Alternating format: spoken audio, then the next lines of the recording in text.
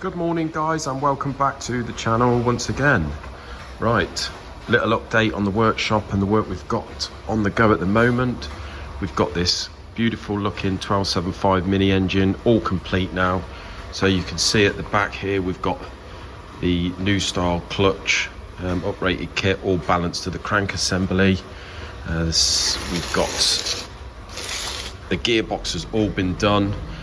Straight cut gears in there, not by ourselves, but it's all been done. As I say, straight cut box there. So the cylinder head's all been gone through. We've got this lovely billet aluminium front cover here. As you see by the last video, we've got the vernier pulley set up there for the uprated camshaft. We've got the new pulley on the front. Nice new filter housing. Yeah, so it looks really nice. That customer should be pretty pleased. So we've just got a couple of little bits to go on here, and then he's going to be picking this up late this afternoon. And then we are going to be doing a video on the vehicle once the car's in to show you how nice the car is and the install of the engine. So that's that done. Here we have the dreaded Lister engine. As you can see, it's all back together now for the second time. We've got the right crankshaft in here this time, so obviously we're a little bit off TDC, but the piston now comes to the top of the barrel as opposed to about 10 mil below it with the old wrong crankshaft. So yeah, do the invoice up for that one, and then the customer can take that away.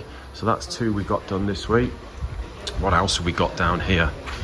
We have the E46 M3 engine, all been done. I showed you a bit about this before, but this has got, now we've got the trick rods. It's got a new crankshaft because it had done a big end good and proper. We've got the trick H-section com rods. We've got the forged high compression pistons. We've got the cams reprofiled to a new spec. All balanced, obviously. Gone through the cylinder head, done all the clearances. So yeah, lovely. The only thing is with these E46 engines is you've got the twin Vanos unit here. I tell you what, that's come to us. The engine came to us all in bits, which is a complete nightmare for us really, because we'd rather take it apart, lay it all out. We know what we've got and where it goes. But all this Vanos unit under here was all in a million bits. Absolute nightmare to put back together. The trouble is with us, you see, although we specialise in some engines, and we do specialise in, you know, sort of competition builds, we don't actually work on the same engine all the time. So if we get it in bits, it's hard to know, you know, where the bits go, and it'd be the same as you sort of sieving through a box of bits really. It's not easy. But anyway, that one's all back together. Apparently he's had the twin Vanos unit serviced. So look out for this. We're going to be having the vehicle in. It's actually a friend of mine. It's a track vehicle. He goes over to the Nürburgring quite a lot. So we're going to be having that vehicle in. We're going to be fully dressing this motor and installing it in the vehicle in our workshop. So look out for a video on that one. So this is the Mazda 2.5 engine I did a video on the other day.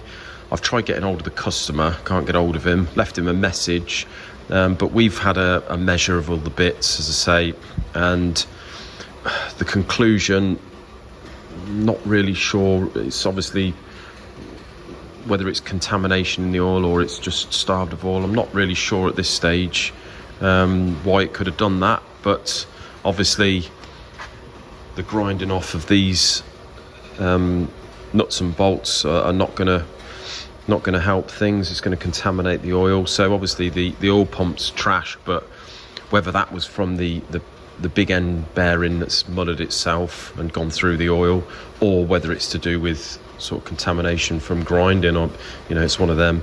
But as I say, with the sump that he's fitted and the aftermarket sort of remote oil filter housing, you know, this thing, you can't warrant something like this, not when they've had their hands on it and done what they've done, you know. So I'm going to have that maybe uncomfortable phone call with him later on. I'll let you know how that goes. So down here we have got a Nissan think this is out of a 200SX, so it's a 2-litre Nissan turbo engine.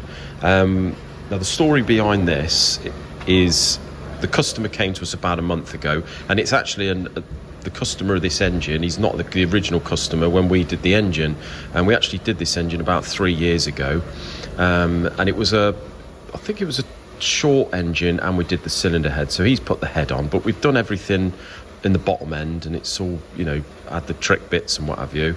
And the guy originally intended on putting it in a Sierra. It was a Sierra Sapphire Cosworth replica, but he was putting this in. I think he did put it in the car and got it running. It was all running okay. Then he sold the vehicle to this new customer, and he's installed it in something else, I believe.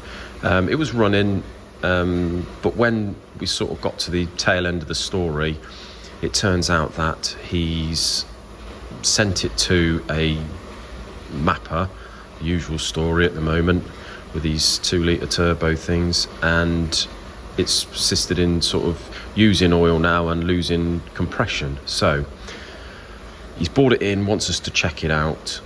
So we're going to whip the cylinder head off this and the timing gear, and we're going to have a look down the bores and see if we can see anything that's gone horribly wrong.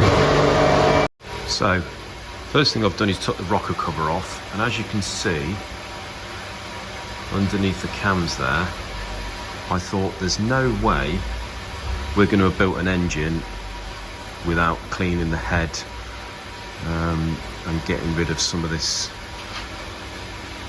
horrible gunk. So there's no way we're going to have built an engine like that. And so I had a look at the invoice, and I think what we did was just reface the cylinder head for the customer and built the short engine by the looks of it. So yeah, that's the first thing. So we've got the cylinder head off, guys, and so got it on the bench here, and at first look, sort of what we're looking for is we're looking around this gasket line here on all four, and we're looking for a sort of clean sealing line there, rather than it being black in areas. And first sort of apparent viewing, I can't see any blowing of the gasket. All looks absolutely fine to me. Not that we ever usually look at the gasket, but the gasket looks absolutely fine on both sides. There's no apparent signs of it blowing. Same on the block face, really. The block face looks good. Obviously we've faced that anyway, but it's just the same as this.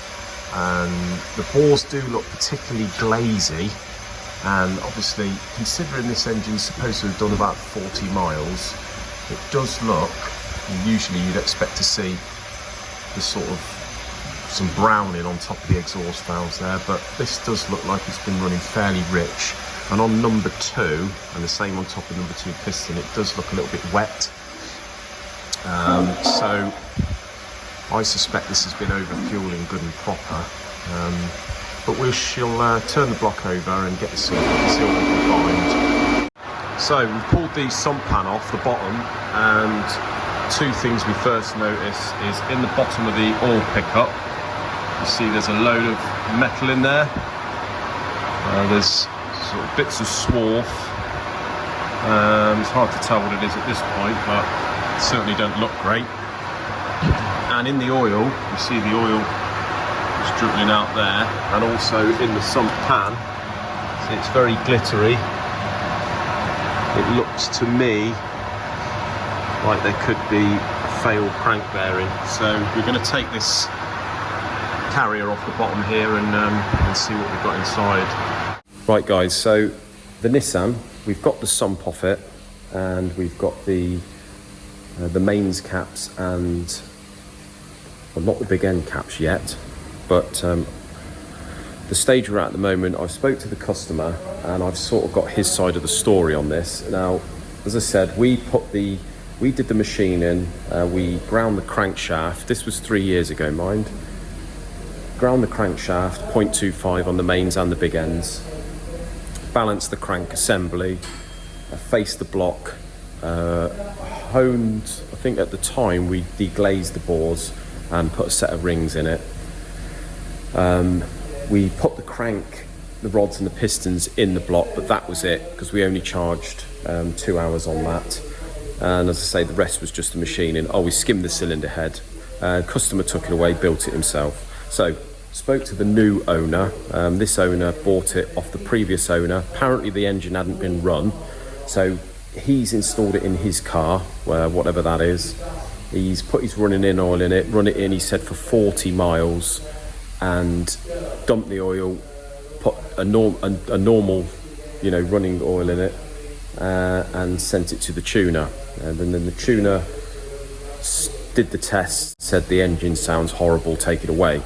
So I think the story at the moment is he's almost blaming the tuner for the noise. Before I took the head off, I was half expecting to see some sort of detonation or something like that, considering that it's only done 40 miles, the engine, and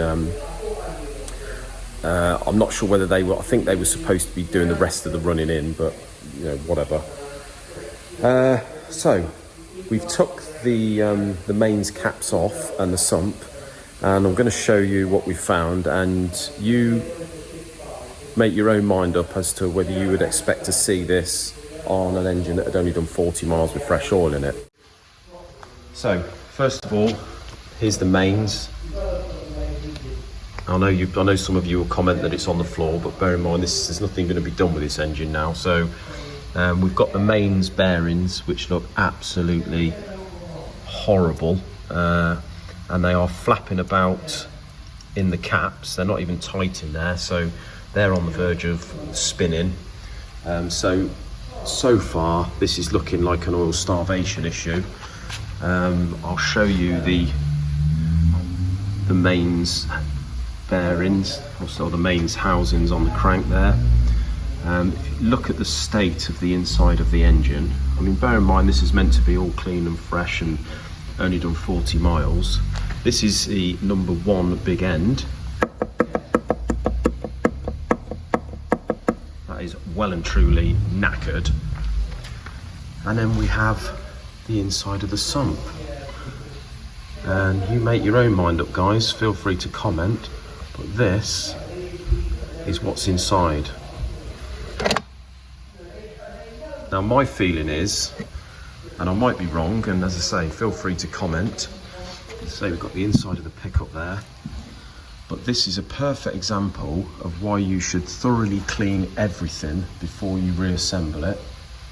To me, to say, just my opinion, but this looks like it's never been cleaned to me.